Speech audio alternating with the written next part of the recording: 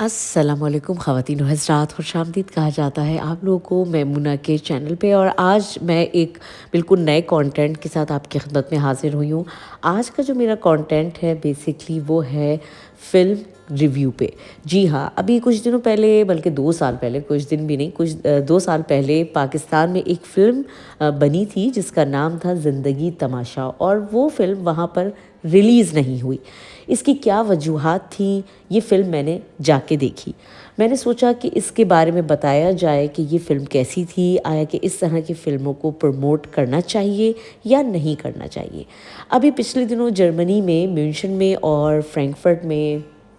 और उसके साथ साथ मुख्तलिफ़ शहरों में जर्मनी के इस फ़िल्म को लगाया गया और सिनेमा में ये बाकायदा इसके टिकट फ़रोख्त किए गए और उसके बाद जो है ये फ़िल्म लगी। अच्छा, मैंने प्लान किया था कि मुझे म्यूनिशन जाना है क्योंकि म्यूनिशन में सरमद खूसट ख़ुद तशरीफ़ ला रहे थे। तो मैंने सोचा कि चलो जी, हम उनके साथ सिनेमा में ये फ़िल्म भी देख लेंगे और उनसे पूछेंगे कि आया कि इस पे बैन क्यों लगा था। अच्छा, सबसे पहले चलते हैं फ़िल्म की स्टोरी के ऊपर। किस बात पे बैन हुई ये तो हम बाद में बात करेंगे। फ़िल्म की स्टोरी बड़ी ही अच्छी थी और उस स्टोरी में उन पहलुओं को दिखाया गया था जिन पहलुओं पे अक्सर और बेशतर हमारे माशरे में बात नहीं की जाती है। मिसाल के तौर पे एक ऐसे मज़हबी आदमी जो कि नात ख़्वाह है, मस्जिद में अज़ान देता है, मौलवी है, मुअल्लिम है, और जनाब वो अपने दोस्तों के साथ, जो पुराने दोस्त होते हैं उनके साथ बैठ के बातचीत कर रहा है।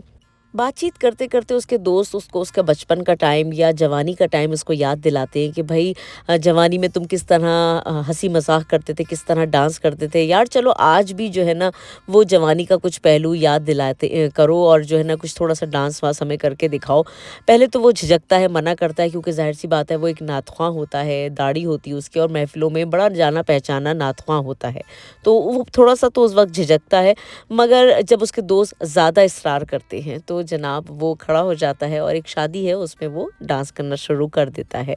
अच्छा खैर, वो अपने एक ख़ास अंदाज से दोस्तों को हंसाने के लिए डांस कर रहा होता है। इतने में वहाँ के जो शरारती नौजवान लड़के होते हैं वो जब देखते हैं कि अरे जी, ये नात ख़्वां साहब जो हैं ये डांस कर रहे हैं, तो उन्होंने चुपके से एक वीडियो बना ली और उस वीडियो को वायरल कर दिया।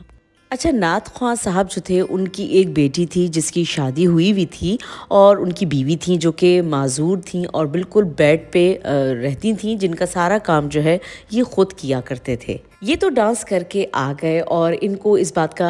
और इस चीज़ की संगीनी का अंदाज़ा ही नहीं हुआ कि उन शरारती लड़कों ने इनके साथ क्या किया है। उन्होंने इनकी वीडियो वायरल कर दी और तकरीबन 1 हफ़्ते में ही वो वीडियो वायरल हो गई। और वायरल होने के साथ साथ वहाँ मोहल्ले वालों से उन्होंने जब ये सुना कि जी, ये तो वो मौलवी साहब हैं जो कि डांस कर रहे थे, अब लोगों ने उनको ताने देना शुरू कर दिए। इस फ़िल्म में एक चीज़ बड़ी अच्छी बताई गई है जिसका मैं समझती हूँ कि बहुत ज़रूरी है लोगों को सबक देना, कि जब कोई इंसान मौलवी हो या कोई इंसान जो है वो नात ख़्वां हो या किसी भी मज़हब से उसका ताल्लुक़ है और वो थोड़ा सा मज़हबी है,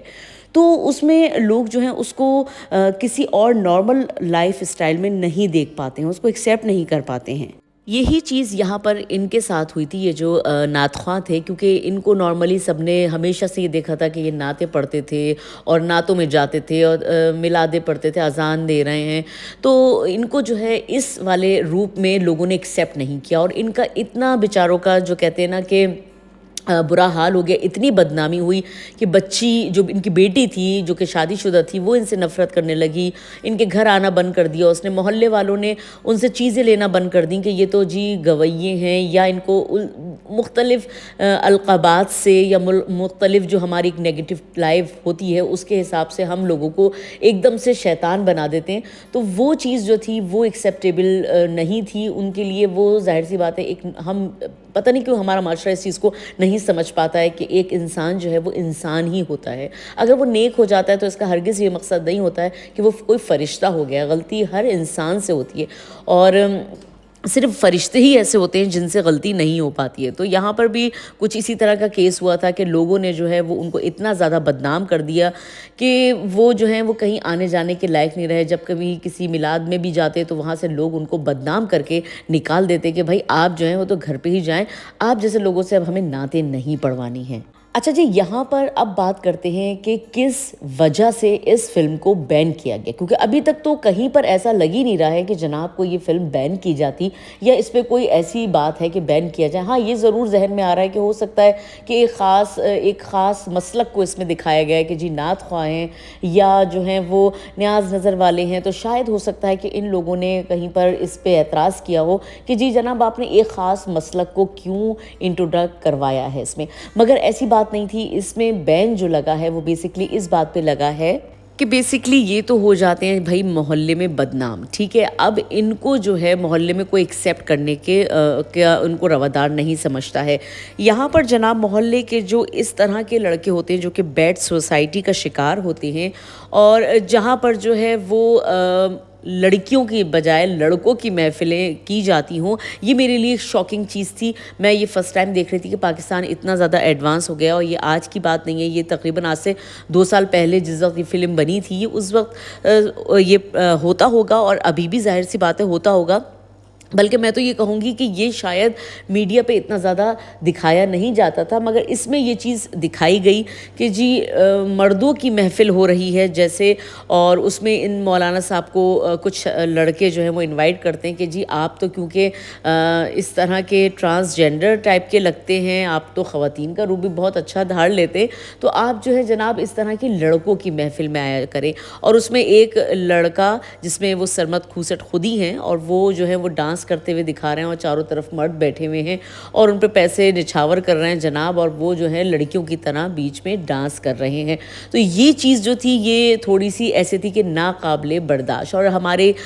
جو ایک کہتے ہیں نا کہ معاشرے میں اس طرح کی اوپن چیزیں، کیونکہ ظاہر سی بات ہے ہم یہ کہتے ہیں کہ جی برائی ہر جگہ موجود ہے، اور برائی یہاں کیا پاکستان میں بھی، چھوٹے علاقوں میں کیا، بڑے علاقوں میں کیا، امیر غریب کس میں، ہم ہر جگہ برائی کو دیکھ سکتے ہیں، مگر اس کو میڈیا پہ لانا اور اتنا زیادہ اس کو بولڈ طریقے سے دکھانا، یہ وہ چیز تھی جس پہ اعتراض تھا اور اس پہ جو ہے وہ بین لگ گیا تھا۔ اچھا، میں اس جگہ یہ سمجھتی ہوں کہ برائی ظاہر سی بات ہے ہر جگہ موجود ہوتی ہے، چاہے وہ جرمنی ہو، چاہے وہ